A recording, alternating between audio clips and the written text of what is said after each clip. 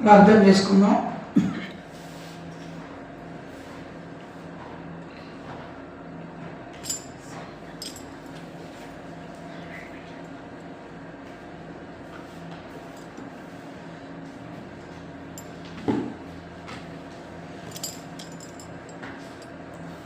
మహోన్నతుడా, మహాగణుడా, జీవం గల తండ్రి, సర్వోన్నతుడా, మా స్తుతికి పాత్రుడా, స్తోత్రాలుడా, ఘనమైన తండ్రి, నీకే వందనాలు, కృతజ్ఞత, స్తుతి స్తోత్రాలు చెల్లిస్తున్నాం దేవా. ఈ ఆదివారం ఆరాధనలు నిన్ను స్తుతించడానికి, నిన్ను కనపరచడానికి, నిన్ను ఆరాధించడానికి, నిన్ను మహిమపరచడానికి నువ్వు ఇచ్చినటువంటి పరిశుద్ధమైన సహవాసము కొరకై నీకే వందనాలు, కృతజ్ఞత, స్తుతి స్తోత్రాలు చెల్లిస్తున్నాం దేవా. ఈ యొక్క యంత్ర శబ్దం ద్వారా, ఫేస్బుక్ లైవ్ ద్వారా ఎంతమంది అయితే నీ మాటలు వినటానికి సిద్ధపడుతున్నారో, వినగలిగే మంచి మనస్సును అర్థం చేసుకునే భాగ్యాన్ని వారికి అనుగ్రహించి మీరే మహిమ పొందమని ఈ ప్రార్థన మా దేవుడు, మా రక్షకుడైన మా కొరకు త్వరలో రానటువంటి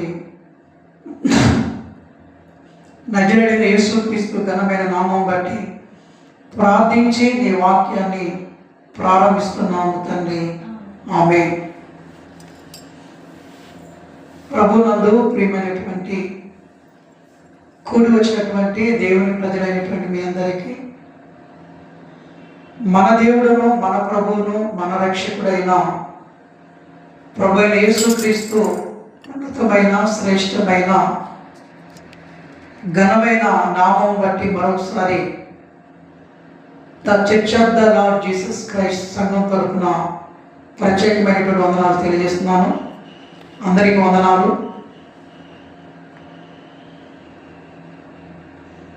క్రీస్తును గురించినటువంటి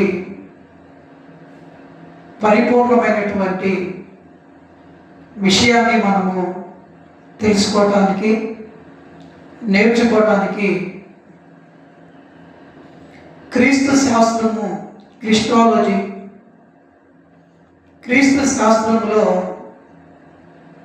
యేసుక్రీస్తు దేవుని గురించి అనేకమైన విషయాలు గత కొన్ని దినాల నుంచి మనము నేర్చుకుంటున్నాము, తెలుసుకుంటున్నాము. నేర్చుకున్న విషయాన్ని ఈ సమాజానికి మనము బోధించడానికి దేవుడు చేసినటువంటి గొప్ప మేలు కొరకై ఈ దినమందు కూడా క్రీస్తును గురించినటువంటి అనేక విషయాలు మనం తెలుసుకుంటుండగా దేవుడు మాత్రమే ఆరాధనకు యోగ్యుడు, అర్హుడు, ఆరాధనీయుడు దేవుడు మాత్రమే.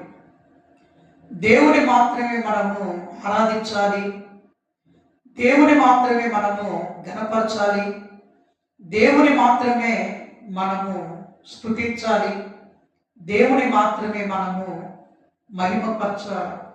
మహిమపరచాలి. మరి యేసుక్రీస్తు దేవుడు ఆరాధనకు యోగ్యుడా, ఆరాధనకు అర్హుడా, స్తుతికి పాత్రుడా, స్తోత్రారుడా అనేటువంటి విషయాలు మనం గమనించగలిగితే దేవుడు ఒక్కడే ఆరాధనీయుడు. బైబిల్ గ్రంథంలో మనం చూడగలిగితే దేవుడు గురించినటువంటి, యెహోవా దేవుడు గురించినటువంటి కొన్ని విషయాలు మనం చూడగలిగితే 95వ కీర్తన 6వ వచనము 7వ వచనాన్ని పరిశుద్ధ లేఖనముల నుంచి మనం చూడగలిగితే, కీర్తన గ్రంథము 95వ కీర్తన,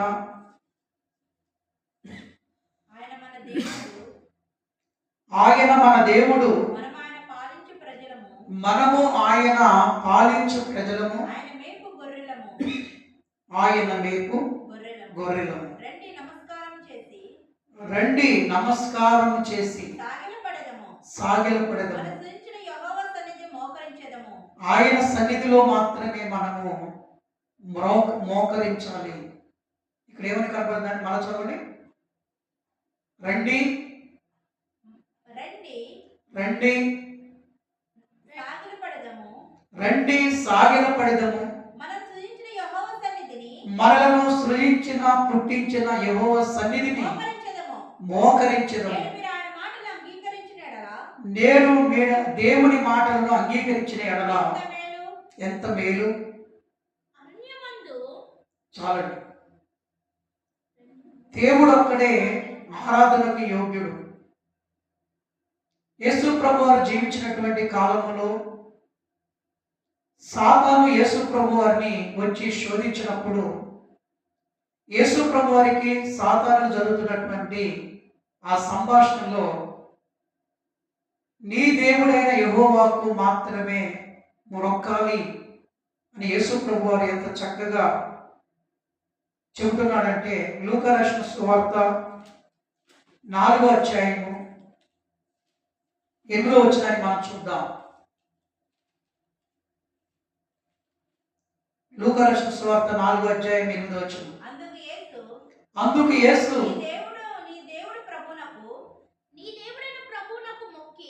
నీ దేవుడైన ప్రభునకు మొక్కి ఆయన మాత్రమే సేవించవలెను. ఎవరు మొక్కాలంటే దేవుని మాత్రమే ఆరాధించాలి, దేవునికి మాత్రమే నమస్కరించాలి, దేవునికి మాత్రమే మొక్కాలి, దేవుని సన్నిధిలో మాత్రమే మోకాళ్ళు ఉనాలి. షడ్రకు మెషకు అబేదనగోలు సందర్భాన్ని మనం చూసినప్పుడు మా దేవుడికి మాత్రమే మేము మొక్కుతాము, మా దేవుడికి మాత్రమే మేము నమస్కరిస్తాము తప్ప ఇతర దేవుళ్ళను దేవతలను మేము పూజించము, మొక్కము, ఆరాధించము, సాగిలపడమని ఆనాటి భక్తులు వారికి ఉన్న విశ్వాసమును బట్టి భక్తిని బట్టి వారికి వచ్చినటువంటి సందర్భంలో పరిస్థితిలో వారు ప్రభువుని మహింపరిచినట్లుగా మనం చూస్తున్నాం. ఇలాగ పరిశుద్ధ గ్రంథములో అనేకమైన విషయాలను మనము చూస్తున్నప్పుడు అనేక విషయాలు మనకి అర్థమవుతున్నాయి. అనేక విషయాలను మనం గమనించగలిగితే దేవుని మాత్రమే మొక్కాలి. యేసు ప్రభువారి గురించి మనం ఆలోచిస్తున్నప్పుడు అపోస్తలుడైన పౌలు గారు ఫిలిప్పీలకు రాసినటువంటి తన పత్రిక 2వ అధ్యాయము 6వ వచనంలో పౌలు గారు ఆనాటి ఫిలిప్పీ సంఘానికి, పరిశుద్ధులకు, ఈనాటి సకల పరిశుద్ధులకు ఆయన రాయించినటువంటి చెప్పినటువంటి మాట మనం చూడగలిగితే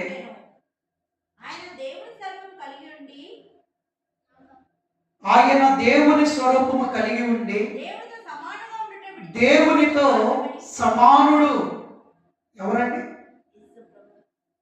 యెహోవా దేవునితో సమానుడు అని పౌలు గారు దేవుడే పరిశుద్ధాత్మ దేవుని ద్వారా యేసు ప్రభు వారు ఎవరని రాయించబడ్డాడు? దేవునితో సమానుడు. దేవునితో సమానుడైన యేసు ప్రభు వారు దేవుణ్ణి ఆరాధించినట్లుగా యేసుక్రీస్తు దేవుణ్ణి ఆరాధించాలి. అసలు దేవుడు అంటేనే ఆరాధనకు యోగ్యుడు, పూజకు పాత్రుడు, అర్హుడు, స్తుతికి పాత్రుడు, స్తోత్రార్హుడు ఎవరంటే యేసుక్రీస్తు దేవుడు. దేవుడు అనగానే ఆయనను ఆరాధించాలి, దేవుని మాత్రమే మహిమపరచాలి, దేవుని మాత్రమే ఘనపరచాలి, దేవుని మాత్రమే హెచ్చించాలి, దేవునికి మాత్రమే మొక్కాలి, దేవునికి మాత్రమే మోకరించాలి. యేసు ప్రభువారు ఎవరని రాయబడిందంటే సమానుడు. యేసు ప్రభువారు దేవుని గణపరచాలి, దేవుని పూజించాలి అని యేసు ప్రభువారు తండ్రి అయిన దేవుడి గురించి చెబుతున్నప్పుడు తండ్రి అయిన దేవుడు కూడా యేసు ప్రభువారిని ఆరాధించాలి, యేసు ప్రభువారిని గణపరచాలి. ఈరోజు మరి యావత్తు ప్రపంచం మొత్తం మరి క్రైస్తవ పాటలలో మనం చూడగలిగితే ఎక్కువగా ఎవరి గురించి పాటలు రాయబడ్డాయి, ఎవరి గురించి ఎక్కువగా ప్రతి దైవ సంబంధమైన కార్యక్రమాల్లో ఎక్కువగా ఎవరి గురించి పాటలు పాడుతున్నాం? యేసు ప్రభువారి గురించే ఎక్కువ పాటలు రాయబడ్డాయి, యేసు ప్రభువారి గురించే ఎక్కువ పాటలు పాడుతున్నాం, యేసు ప్రభువారి గురించే మనం వింటున్నాం. క్రొత్త నిబంధన అంతా, పాత నిబంధన అంతా ఎవరి గురించి రాయబడింది? యేసు ప్రభువారి గురించే రాయబడింది. యేసు ప్రభువారి గురించే బోధించబడుతుంది. మనం ఎవరిలాగా ఉండాలి? క్రీస్తులాగా ఉండాలి, క్రీస్తులాగా జీవించాలి, క్రీస్తులాగా మాట్లాడాలి, క్రీస్తులాగా ప్రవర్తించాలి. మనం ఎవరిని పోలి నడుచుకోవాలి? అపోస్తలుడైన పౌలు గారు అన్నాడు, నేను క్రీస్తును పోలి నడుచుకున్న ప్రకారము మీరును నన్ను పోలి నడుచుకోనండి. క్రీస్తును పోలి బ్రతకాలి. అందుకే యేసు ప్రభువారు ఆరాధనకు యోగ్యుడా, స్తుతికి పాత్రుడా అనే విషయాలు మనం ఆలోచించగలిగితే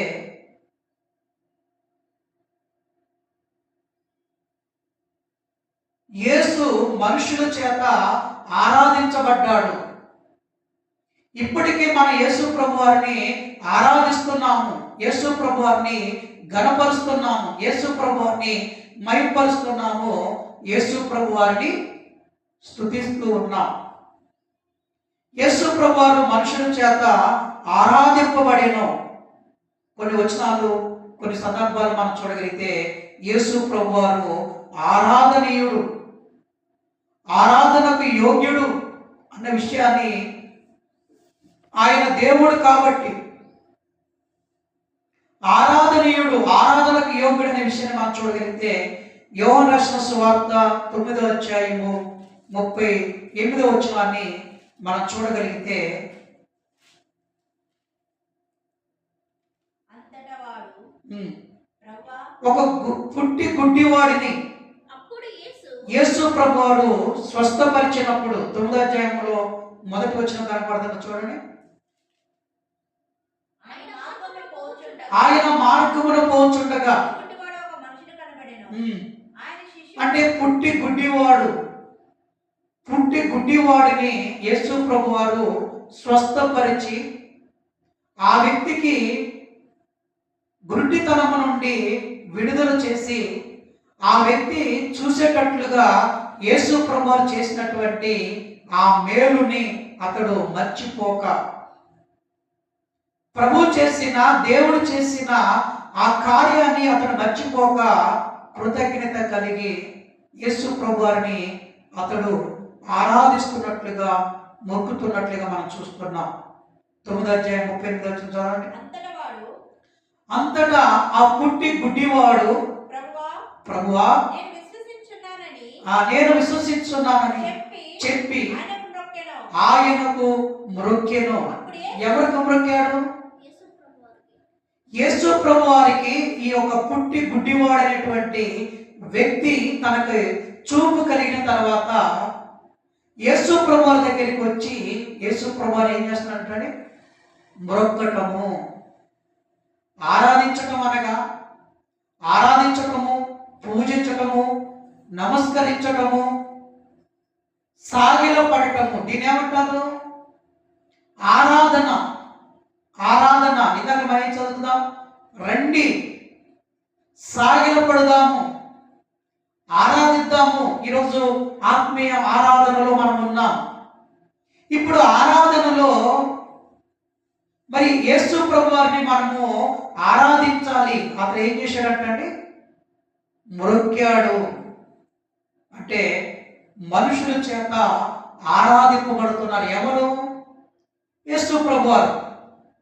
యేసు ప్రభువారు దేవుడు కాబట్టి, బాగా గమనించాలి ఇక్కడ, యేసు ప్రభువారు దేవుడు కాబట్టి, ఆరాధనకు యోగ్యుడు కాబట్టి, స్తుతికి పాత్రుడు కాబట్టి, స్తుతులకు స్తోత్రాలు, ఆరాధనకు యోగ్యుడు కాబట్టి ఈ యొక్క గుడ్డి వ్యక్తి వచ్చి యేసు ప్రభువారికి మొక్కుతున్నప్పుడు యేసు ప్రభువారు ఏమన్నాడండి? అప్పుడు యేసు ప్రభువారు నిజంగా ఏమవ్వాలి? ఆయన దేవుడు కాకపోతే ఏమన్నాడంటే, నేను మనుషులను మాత్రమే, నన్ను నీవు ఆరాధించకూడదు అని ఆ వ్యక్తితో చెప్పాలండి. ఆ వ్యక్తి యొక్క ఆరాధనను యేసు ప్రభువారు ఏం చేశాడు? స్వీకరించాడండి. పేతురు గారి సందర్భాన్ని మనం చూడగలిగితే, పేతురు గారు కొర్నేలి ఇంటికి వెళ్ళినప్పుడు కొర్నేలి పేతురు గారికి కాళ్ళ మీద పడ్డప్పుడు, నమస్కరిస్తున్నప్పుడు, మొక్కుతున్నప్పుడు పేతురు గారు ఏమంటున్నాడు మనం చూడగలిగితే, అపోస్తలుల కార్యము 10వ అధ్యాయము 25, 26 వచనాలు మనం చూద్దాం. పేతురు లోపలికి రాగా కొర్నేలి అతని ఎదుర్కొని అతని పాదముల మీద పడి నమస్కారము చేసేను. పేతురు అన్నాడు, నీవు లేచి నిలువుము, నేను నరుడనే, నేను దేవుడిని కాదు, నేను దైవమును కాదు, నేను నరులను ఆరాధించకూడదు, నరుల కాళ్ళ మీద పడకూడదు, నరుల కాళ్ళ మీద పడి నమస్కారము చేయకూడదు. ఈరోజు కొంతమంది వాక్యము ఎరుగని, వాక్యము తెలియని అంధభక్తులు కొంతమంది వచ్చి కాళ్ళకు నమస్కారం చేస్తుంటే, కాళ్ళ మీద పడుతుంటే ప్రోత్సహించే అంధభక్తులు ఉన్న సమాజంలో మనం ఉంటున్నాం. అప్పుడు వీళ్ళు ఏం చెప్పాలండి? నిజంగా దేవుని దాసులైతే, దేవుని సేవకులైతే వీళ్ళు ఏమనుకున్నారంటే, మేము రాజులము, మేము కింగులము, మేము జైశాలులము అనుకుంటున్నారు. కాబట్టి మనుషులు కాళ్ళ మీద పడ్డప్పుడు మరి నేను కూడా నరుడినే అన్నటువంటి దైవికమైన జ్ఞానము లేదండి. వాడి మొక్కుబడులు ఏమైతున్నారు? స్వీకరిస్తున్నారు. ఇక్కడ పేతురు గారు ఏమన్నాడు? పేతురు మంచి దైవజనుడు, దేవుని సేవకుడు, దేవుడు ఏర్పరచుకొని, దేవుడు పిలిచి, దేవుడి సంకల్పాన్ని, దేవుడి చిత్తాన్ని జరిగిస్తున్న పేతురు గారు ఏమన్నాడో తెలుసా అండి? ఏమన్నాడండి? నేను నరుడనే, నేను కూడా నరుడనే. అంటే మరి ఇప్పుడు యేసు ప్రభువారు కూడా మరి ఈ యొక్క గుడ్డివాడు స్వస్థత పొందినప్పుడు మరి యేసు ప్రభువారు కూడా ఏమనాలండి? చెప్పండి, ఏమనాలండి? నేను నరుడే కాబట్టి నీవు ఆరాధించాలంటే, నువ్వు పూజించాలంటే, నువ్వు గణపరచాలంటే, నువ్వు సాగిలపడాలంటే దేవునికి మాత్రమే సాగిలపడు అని చెప్పాలి. యేసు ప్రభువారు సమానముగా, దేవునితో సమానముగా ఆరాధించబడ్డాడు. అందుకే వారి ఆరాధన కూడా ఆయన స్వీకరించాడు. కాబట్టి ఇప్పుడు ఆయనకి ఏం చేస్తున్నాడంటే మొక్కాడు. ఇంకా కొన్ని సందర్భాలు మనం చూడగలిగితే, మత్తయి రాసిన సువార్త 14వ అధ్యాయము 33వ వచనాన్ని మనం చూద్దాం. మత్తయి రాసిన సువార్త 14వ అధ్యాయము 33వ వచనం, 33, 34.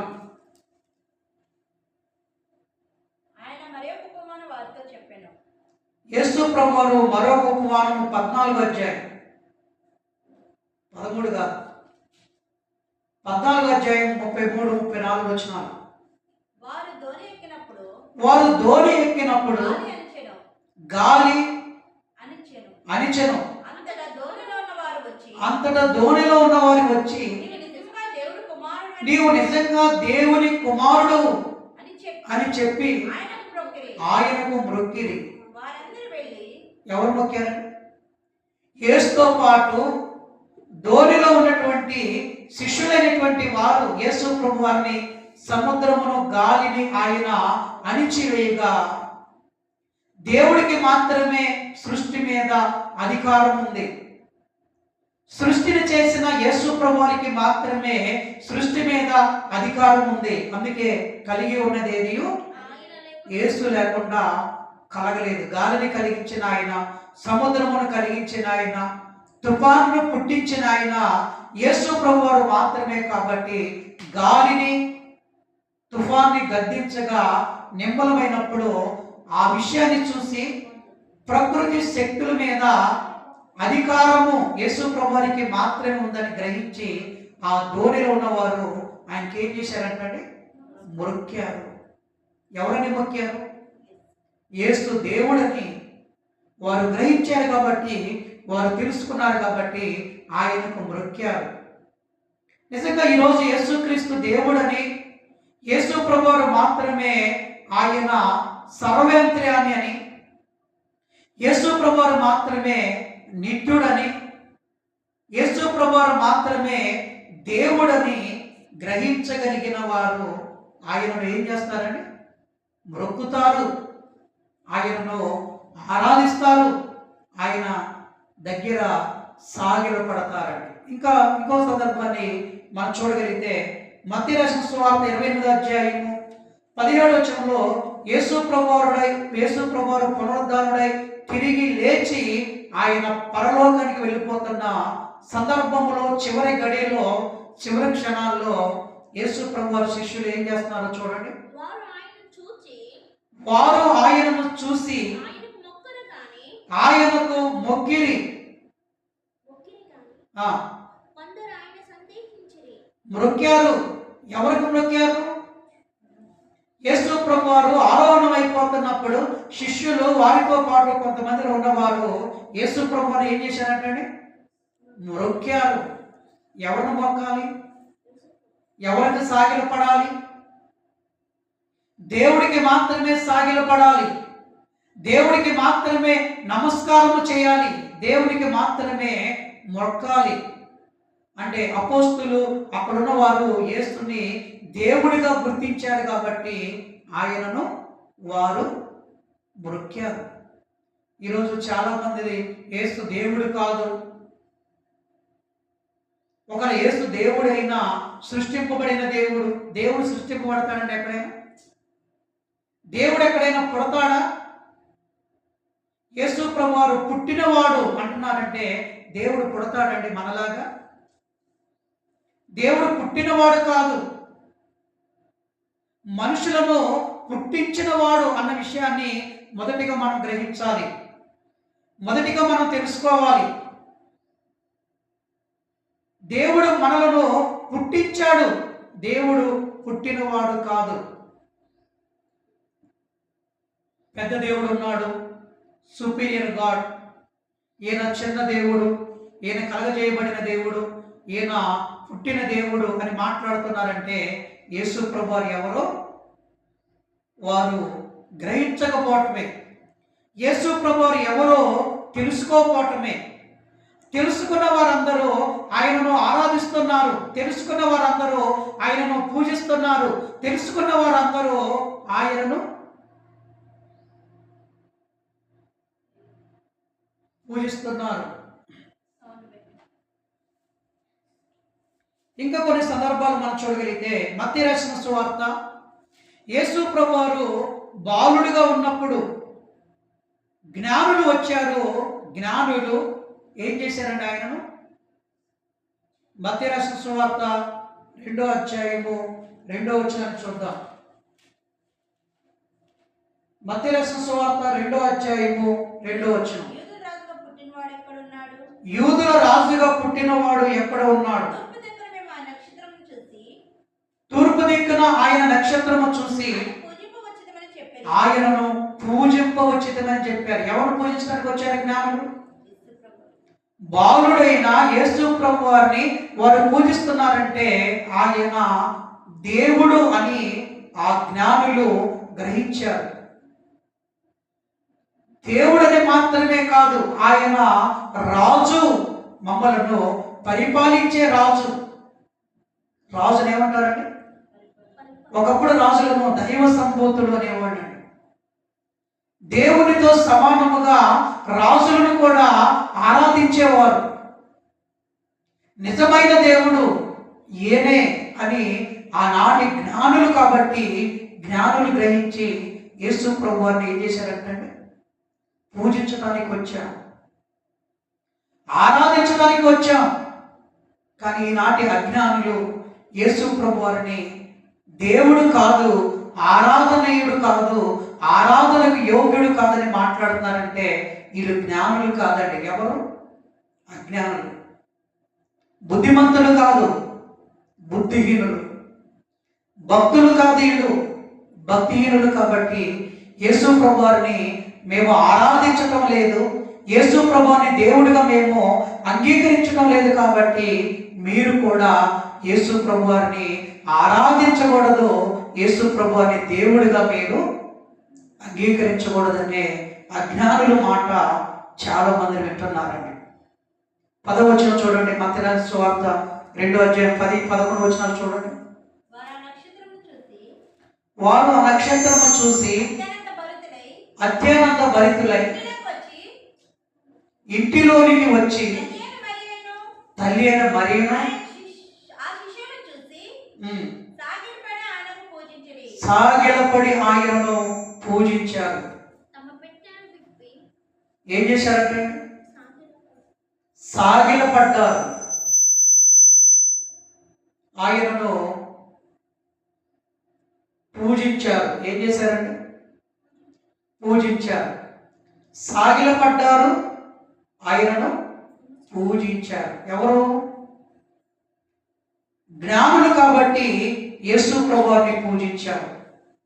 ఇక మనం చూడగలిగితే మత్తయి రాసిన సువార్త 9వ అధ్యాయము 18వ వచనాన్ని మనం చూద్దామండి.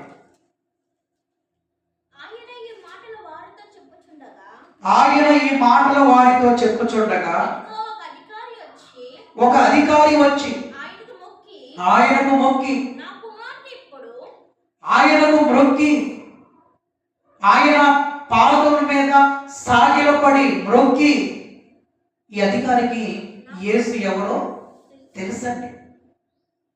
ఆయన దేవుడు, చావునై ఉన్న నా కుమార్తెను, చనిపోయిన నా కుమార్తెను, చనిపోయిన వారిని ఎంతో మందిని ఆయన బ్రతికించాడు. కాబట్టి ఆయన దేవుడు అని గ్రహించిన ఒక అధికారి వచ్చి యేసు ప్రభు వారికి ఏం చేస్తున్నాడు? మ్రొక్కుతున్నాడు. నా కుమార్తె ఇప్పుడే చనిపోయినది, నీవు దేవుడు కాబట్టి చనిపోయిన నా కుమార్తెను దేవుడు మాత్రమే బ్రతికించగలడు. కాబట్టి ఆయనను నీవు వచ్చి నా కుమార్తెను నీ చెయ్యి ఆయన మీద ఉంచినప్పుడు ఆమె బ్రతికిద్దన్న నమ్మకం, విశ్వాసం ఎవరికి? ఒక అధికారికి ఉందండి. ఈ అధికారి యేసు ప్రభు ఎవరో గ్రహించాడు కాబట్టి ఆయనకు మొక్కుతున్నాడు. ఇంకా మనము మత్తయి రాసిన సువార్త 28వ అధ్యాయం 9వ వచనాన్ని చూద్దాం. మత్తయి రాసిన సువార్త 28వ అధ్యాయం 9వ వచనం. యేసు వారిని ఎదుర్కొని మీకు శుభమని చెప్పి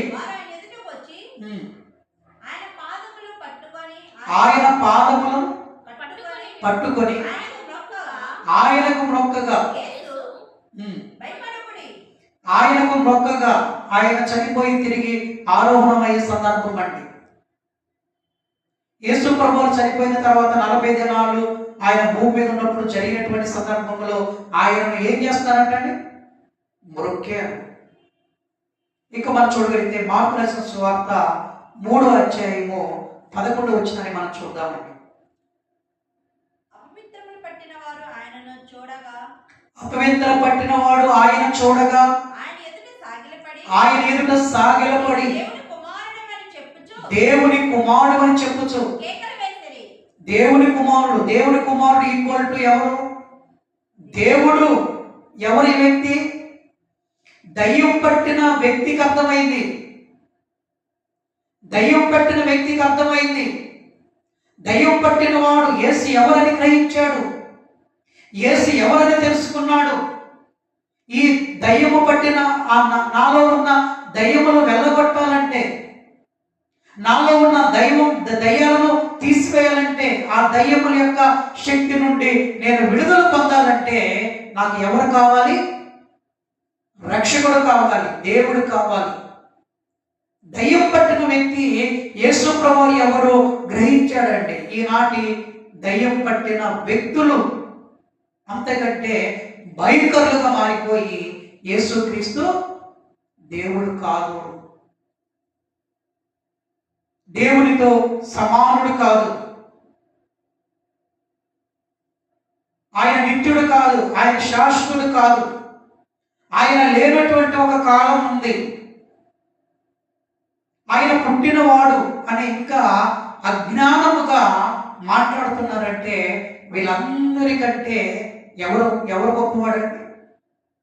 దయ్యము పట్టిన వ్యక్తి గొప్పవాడు. కాబట్టి యేసు ఎవరో గ్రహించగలిగి దేవుడు మాత్రమే నన్ను స్వస్థపరచగలడు, దేవుడు మాత్రమే నన్ను బాగు చేయగలడు, దేవుడు మాత్రమే ఈ యొక్క దయ్యపు శక్తి నుండి ఈ నాలో ఉన్న దయ్యములను వెళ్ళగొట్టువాడు యేసుక్రీస్తు మాత్రమే అని గ్రహించగలిగిన వ్యక్తి యేసు ప్రభువు దగ్గరికి వచ్చి ఏం చేశాడంటే మొక్కాడు.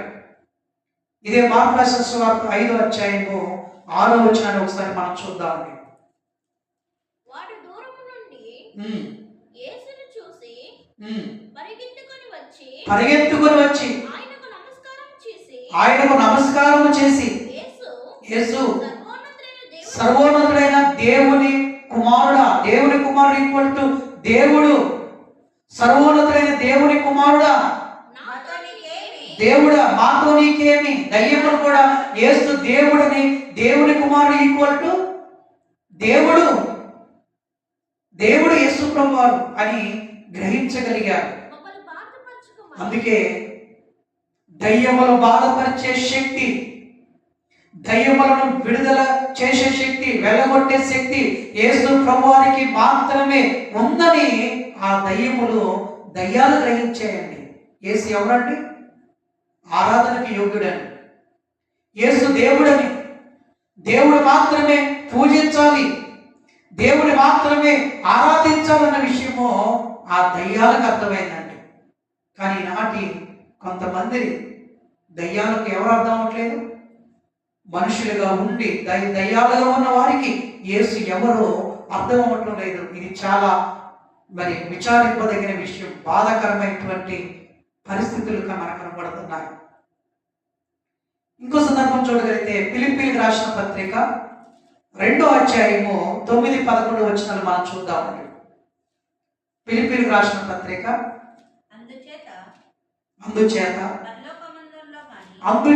ఎందుచేత ఆయన దేవుడు కాబట్టి, ఆయన నిత్యుడు కాబట్టి, ఆయన శాశ్వతుడు కాబట్టి, దేవునితో సమానుడు కాబట్టి, ఆయన సృష్టికర్త కాబట్టి, ఆయన మనలను రక్షించిన రక్షకుడు కాబట్టి, ఆయన మన పాపముల కొరకు ప్రాణం పెట్టినవాడు, తన ప్రాణమును తాను తిరిగి తీసుకోగలిగిన వాడు, మరణం మీద అధికారము కలిగిన వాడు, తన మరణం మీద అధికారం కలిగిన వాడు. అందుకే యేసుప్రభు అంటారు, ప్రాణం పెట్టుటకు నాకు అధికారం కలదు, నా ప్రాణం తీసుకునే అధికారం నాకు ఉంది. బ్రతికించే అధికారం, బ్రతికే అధికారం ఎవరికి ఉన్నది? దేవుడికి మాత్రమే ఉందండి. అందుకే ఇక్కడ ఏమన్నాడు చూడండి, మళ్ళీ చూడండి. అందుచేత పరలోకమందులో గాని, భూమి మీద గాని, భూమి కింద ఉన్నా గాని, ఎవరి పరలోకం, పాతాళ లోకం, భూలోకం, 3 లోకాలు, 3 లోకాల్లో ఎవరైతే ఉన్నారో వారందరి మోకాలు యేసు నామములో వంగాలి. ఆయన సృష్టికర్త, సర్వాధికారి అయిన దేవుడు, ఆయన సర్వవ్యాపి. ఆయన ఎవరండి? ఆయన నిత్యుడు, ఆయన సర్వవ్యాపి. యేసు ప్రభువు ఎంతో మందిని తమ మనసులో ఏమనుకున్నారో ఆయన చెప్పగలిగిన వాడండి. ఆయన ఎవరండి? సర్వవ్యాపి. ఇంకెవరు ఆయన?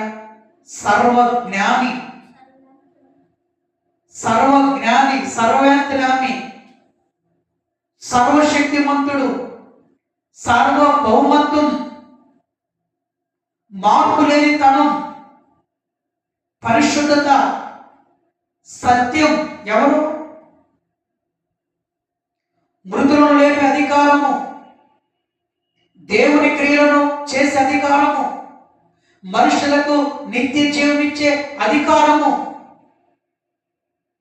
దూతల చేత ఆరాధింపబడే ఆరాధనకు యోగ్యుడు. ప్రార్థనలు కూడా యేసు ప్రభువా నన్ను చేర్చుకో అనే అధికారం, నిత్య అధికారం. విశ్వాసులకు దేహం మార్చే శక్తి ఎవరికి ఉంది? రేపు యేసు ప్రభువు వచ్చినప్పుడు విశ్వాసులైనటువంటి వారు తమ తమ సమాధుల నుంచి లేచినప్పుడు వారి యొక్క మహిమ దేహాన్ని ఇచ్చే అధికారం ఎవరిదండి? తీర్పు కొరకు మృతులను లేపే అధికారం ఎవరికి ఉంది? ప్రజల చేత ఆరాధింపబడే అధికారము, పాపములు క్షమించే అధికారం ఎవరికి ఉందండి? పాపములు క్షమించే అధికారము దేవుడికి మాత్రమే ఉంది. యేసు ప్రభువారు ఆయన జీవించినటువంటి కాలములో, ఆయన దేవుని సేవ చేసినటువంటి కాలములో ఎంతో మందిని పాపములను ఆయన పాపములు క్షమించే అధికారం ఎవరికి ఉందండి? దేవుడికి. పరిశుద్ధాత్మను పంపే అధికారం కూడా ఎవరికి ఉందంటే యేసుక్రీస్తు దేవుడికి ఉంది. అందుకే అన్నాడు, ప్రతి వారి మోకాలు యేసు నామములో. ఫిలిప్పీయులకు రాసిన పత్రిక 2వ అధ్యాయము 9, 10, 11 వచ్చిన చదవండి. పరలోకమందున్న వారిలో గాని, పరలోకములో ఉన్నటువంటి కోటాను కోట్ల దేవదూతలు గాని, భూమి మీద ఉన్నటువంటి సర్వ మనుషులు గాని, భూమి కింద పాతాళ లోకములో ఉన్న వారందరూ కానీ, ప్రతి వాని మోకాలు, భూమి మీద మాత్రమే కాదు, పరలోకములో, పాతాళ లోకములో, భూలోకములో ఎంతమంది అయితే ఉన్నారో ప్రతి వాని మోకాలు యేసు నామములో, యేసు దగ్గర వంగాలి. ప్రతి వాని నాలుక, పరలోకములో ఉన్నవారు గాని, పాతాళ లోకంలో ఉన్నవారు గాని, భూలోకములో ఉన్నవారు గాని, ప్రతి వాని నాలుక తండ్రి అయిన దేవుని మహిమార్థమై యేసు ప్రభువారిని ఒప్పుకున్నట్లు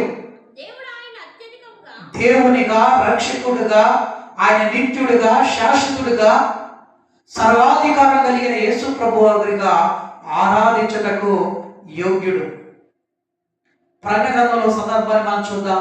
ప్రకటన గ్రంథంలో కనీసం 7 సందర్భాల్లో యేసు నరుల చేత ఆరాధింపబడ్డాడు.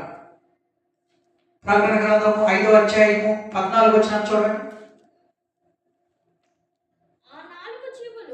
ఆ 4 జీవులు ఆమేనని చెప్పగా ఆ పెద్దలు సాగిలపడి నమస్కారం చేసి ఆ గొర్రె పిల్ల, ఆ పెద్దలు, పరలోకంలో ఉన్న పెద్దలు, ఈ పెద్దలు ఎవరు మొక్కుతున్నారు? గొర్రె పిల్లకు మొక్కుతున్నారు. యేసు ప్రభువారు దేవుడు కాబట్టి, యేసు ప్రభువారు రక్షకుడు కాబట్టి ఆయనకి ఏం చేస్తున్నారంటే, దేవుడొక్కడే ఆరాధనీయుడైతే, దేవుడొక్కడే స్తుతికి పాత్రుడైతే, దేవుడొక్కడు మాత్రమే స్తోత్రారుడైతే యేసు ప్రభువారు కూడా ఎవరండి? ఆయన ఆరాధనీయుడు. మనుషులు కానీ, దేవదూతలు కానీ ఆరాధించకూడదు. దేవదూతలు చాలా సార్లు అన్నారండి, మమ్మల్ని ఆరాధించకూడదు. మీరు ఆరాధిస్తే ఎవరిని ఆరాధించాలి? దేవుడు మాత్రమే ఆరాధించాలి. మరి యేసు ప్రభువారు దేవుడు కాబట్టి, ఆయన నిత్యుడు కాబట్టి, ఆయన శాశ్వతుడు కాబట్టి, ఆయన సర్వవ్యాపి, సర్వజ్ఞాని, సర్వ అధికారం కలిగిన, మార్పు లేని తాను పరిశుద్ధత, సత్యము కాబట్టి ఆయన మనుషుల చేత ఆరాధింపబడిన ఆరాధనకి యోగ్యుడు, స్తుతికి పాత్రుడు, స్తోత్రాలుడు. ఆయన మనలను మరి తీసుకెళ్ళటానికి త్వరలో రానే ఉన్నాడు కాబట్టి మన మట్టి దేహములను మహిమ దేహములుగా మార్చి తీసుకెళ్లి మృతులను సైతము లేపే అధికారం కలిగిన యేసు ప్రభువాని దేవునిగా, రక్షకుడిగా, ఆరాధనకు యోగ్యుడిగా అంగీకరిద్దాం. ఆయన స్తుతిద్దాం, గణపడదాం, ఆయన మహిమపడదాం. ఆయన ఉన్నతంగా ఈ సమాజానికి ప్రకటించే ధన్యత దేవుడు మనందరికీ దయచేయును గాక. ఆమేన్. ప్రార్థన చేసుకుందాం. ఘనమైన దేవ, ప్రియమైన తండ్రి, నీ ఉన్నతమైన శ్రేష్టమైన గొప్ప నామము కొరకై నీకే వందనాలు, స్తోత్రాలు. నీ కుమారుడుగా దేవుడుగా ఈ లోకానికి వచ్చి తండ్రి, మీరిచ్చినటువంటి అధికారములకు లోబడి, మీరిచ్చినటువంటి అధికారాన్ని కలిగి ప్రభువా దేవునిగా ఈ లోకములో మనుషుల పాపములు క్షమిస్తూ మనుషులకు రక్షకుడుగా దేవుడిగా ఉంటూ అనేకుల యొక్క పాపాలు క్షమించడం మాత్రమే కాదు, మా కొరకు ప్రాణం పెట్టి రక్తం గార్చి సమాధి చేయబడి తిరిగి లేచిన నీ కుమారుడైన యేసుక్రీస్తు యొక్క సర్వశక్తి గల నామమును బట్టి మీరు ఇచ్చిన ఉన్నతమైన అధికారాన్ని బట్టి దేవుడిగా మేము అంగీకరిస్తూ మా జీవిత కాలమంతయు ఆయన ఆరాధిస్తూ ఆయన గణపరుస్తూ ఆయన మహిమపరచగలిగే భాగ్యాన్ని ధన్యతను దయచేయమని ఈ ప్రార్థన మా దేవుడు, మా రక్షకుడు, మా ఆరాధనకు యోగ్యుడు, మా స్తుతికి పాత్రుడు, స్తోత్రాలుడైనటువంటి దేవుడైనటువంటి యేసుక్రీస్తు ఘనమైన నామమును బట్టి ప్రార్థించి అడిగి వేడుకుంటున్నాము తండ్రి. ఆమేన్.